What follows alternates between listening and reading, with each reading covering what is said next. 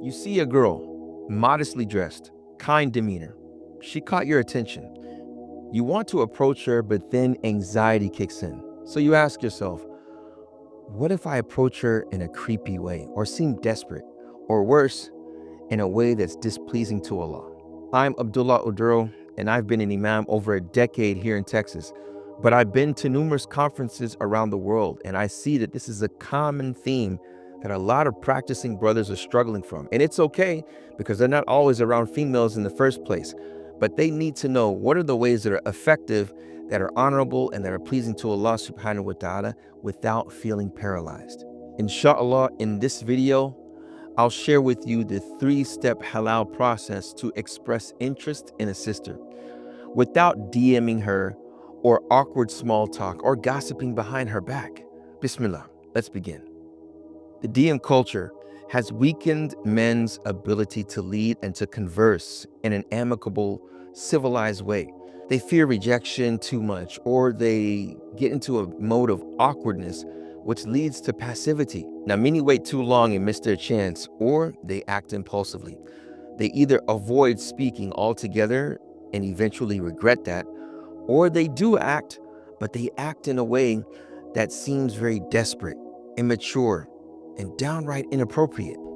All right, the 3-step halal process to express interest in a sister or to approach the sister. What we're going to do is we're going to mention the 3 P's. It's broken down into 3 P's, but each one of these, I'm going to create certain scenarios, inshallah, to make sure that we get the full benefit. The first P is permission.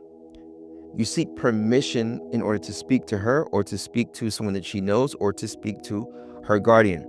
And those are the 3 typical scenarios, and I'll even say tiers.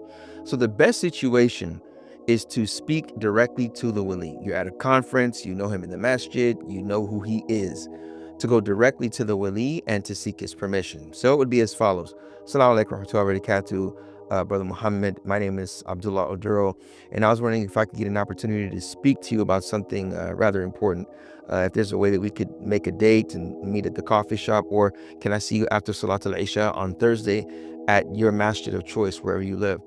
I just wanted to talk to you about something important. And if it is, you don't know if you're going to see him again, or if he says, no, what is it? We can talk now.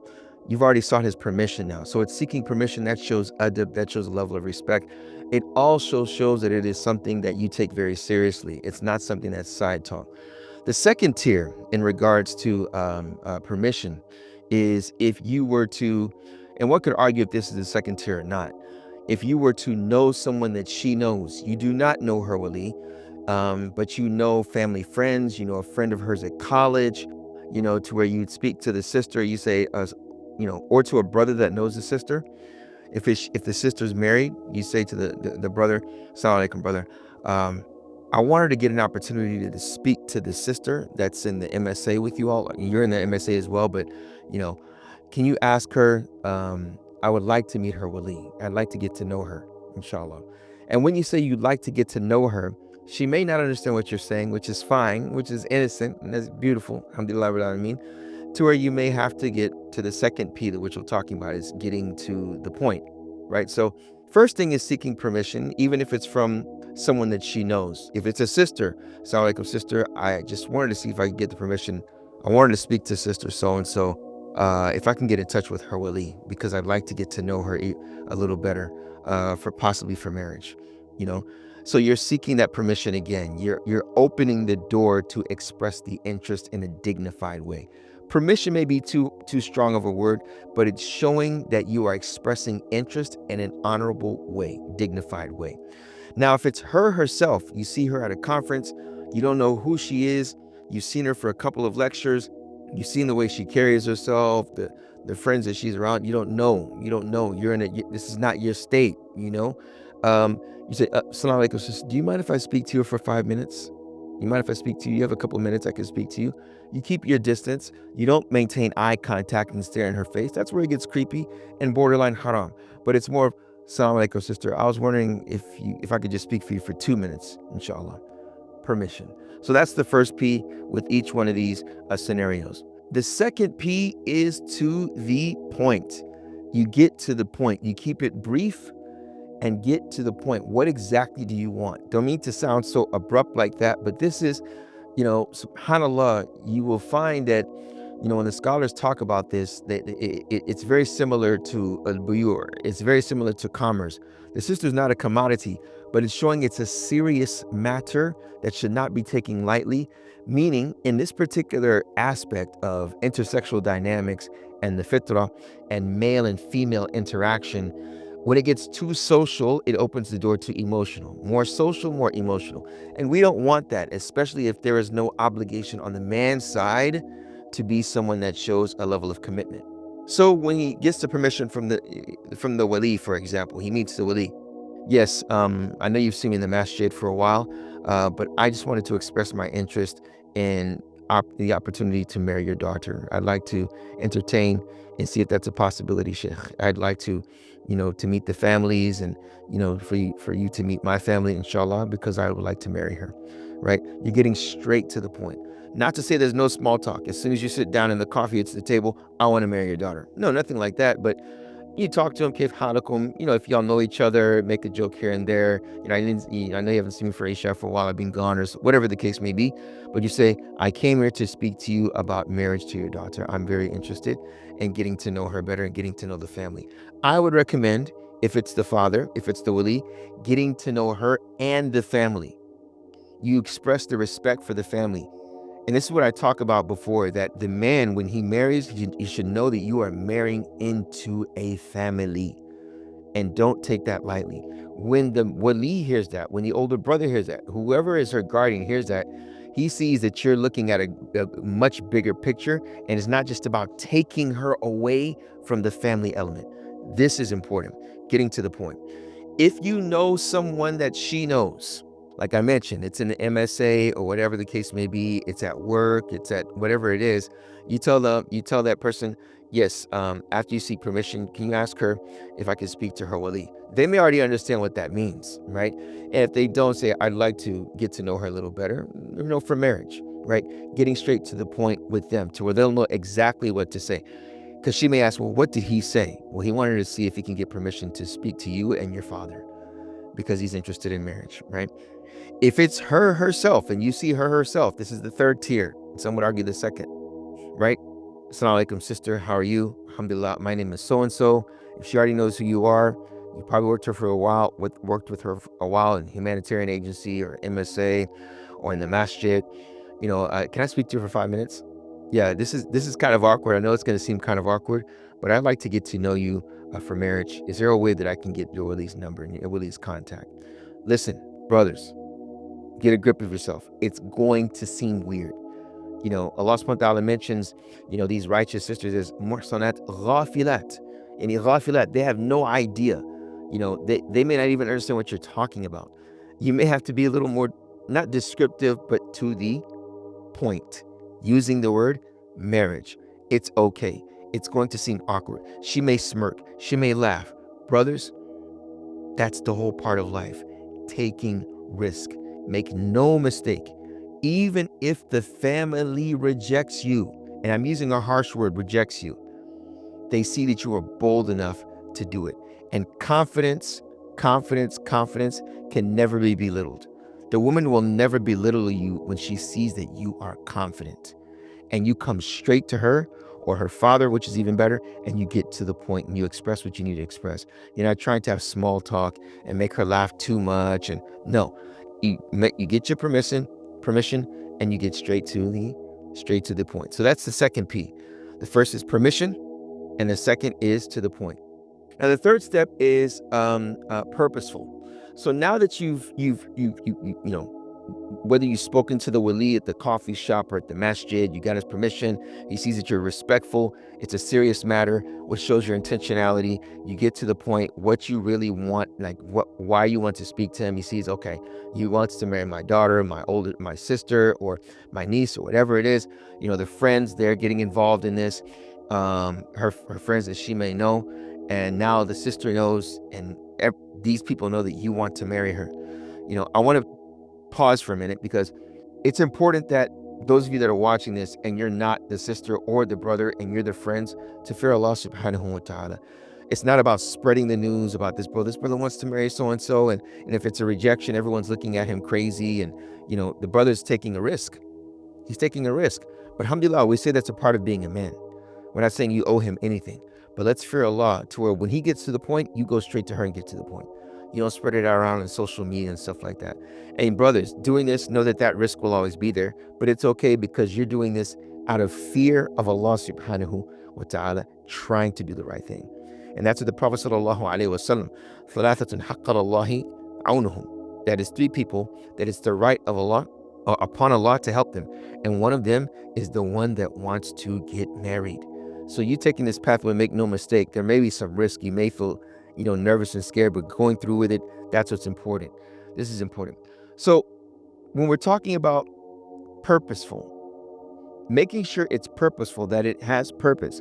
I'd like to marry this sister, and you're doing this in a way that if the wali was to ask you, why now you're in school, because I feel that this is the best way for me to practice my deen. I think marriage will help me in accomplishing my goals in life, and school is a part of my life, right?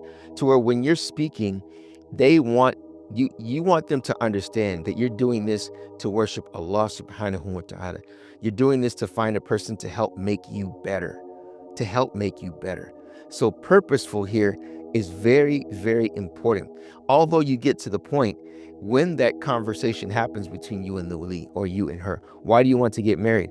I want a partner to help me worship Allah subhanahu wa ta'ala, to help make me a better individual, to where I have a good righteous lineage and family. I think expressing family is important in this regard. When you speak to the wali, when you speak to the sister herself, that it's purposeful, that it's something that shows that you want to get married for the right reasons, right? It's not just because she was beautiful. It's not something that's just superficial. No, when you come and speak and want to get married, you're saying, I'm interested in marriage, which shows that you're not fully sold on this either. And that's why I always remind you what my mentor always told me. He said, don't ever go to a family like you are in need of the sister. No, you're bringing something to the table as well. It is a very good unit of unity between you and her that's going to have children and going to help raise and contribute to a society, contribute to a nation. This is why it's so interesting when the scholars talk about zina and adultery, and some of that, particularly Hanafi madhab. If you were to do zina, if there was adultery, they say taghribu aman, that you would be cast out of the community for a year. Because community access is something that is sacred. It is something that is blessed. It is something that is fruitful for the individual and the community. But doing those types of things, if it spreads, it separates the community. So taghribu aman, to be expelled for the year, for a year or even more, shows the importance of community access. So when we're talking about purpose, you want to express the fact that you are intentionally wanting to marry, and you thought about this to where marriage is something that you want to move forward with, to move on to the next stage of your life, and you've thought about it. That's why purpose is so important. So those are the three P's, right? When talking about the steps: permission, to the point, and purposeful. And we mentioned the different tiers. The best of them being, again, brothers, is that you go directly to the wali. You go directly to the wali if you can. And the second is going to people that she knows. And thirdly, going to her. The Prophet sallallahu alaihi wasallam, he would use people to propose to women. So sometimes, when he married Maymuna, he had Abbas, his uncle, propose for him to her. Ramla bint Abi Sufyan was the same thing. There was some say the king proposed for him to her. It was someone that proposed for him. So there's nothing wrong with that. And there's nothing wrong if a sister comes and speaks to you for proposal as well. This was done during the time of the Prophet sallallahu alaihi wasallam, where women proposed to him and offered themselves to him. Also, if the wali comes to you and proposes to you, it's interesting with these three P's, right? If he comes and proposes to you for his daughter, right? He's talking to you, probably not seeking permission, right? But you would want to get to the point with him, right? Okay, she wants to get married to me. Why is that? How did you all know about me? Right? You can start to ask questions respectfully and honorably, but think of the last two P's. Purposeful. Okay, what is she looking for in marriage? When is a good time that I be able to sit with her in your presence, Sheikhana? Right? This is very, very important. So those three P's you want to keep in mind when approaching a sister for marriage, or those that she knows, or her guardian. Last part I want to just talk about quickly is the DM culture. I'm not here to bash messaging. I'm not here to bash social media, but we have to be very, very careful and enter into it with a filter, with our eyebrows raised, because it is susceptible to anything. Social media is exactly that. It's media to be social. And when it comes to intersexual dynamics, particularly as Muslims, the social element between male and female, there are limits. We have to be honest. So when talking about DMing a sister, it's not advisable to DM sisters, brothers. Some sisters see it as very, very creepy.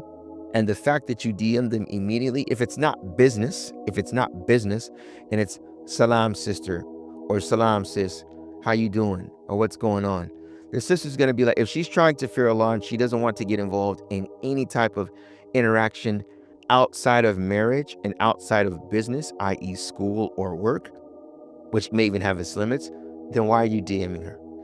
Because you're not getting to the point. This may be indirect permission, but you're not getting to the point. And that's where it can get creepy. That's where it can get weird, right? And brothers, you got to remember this. This can be your reputation as well, right? So DMing is something that I wouldn't advise. I'd advise going in person, or I'd advise if you were to DM her, Assalamu alaikum to our captive sister, I'm interested. You get straight to the point. You get her permission. Do you mind if my name is so-and-so?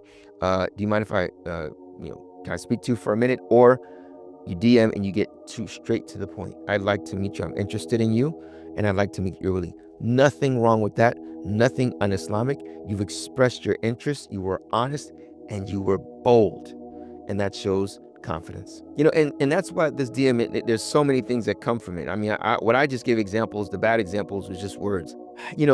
Lurking on social media and following her everywhere and sending weird messages and, emojis and hearts.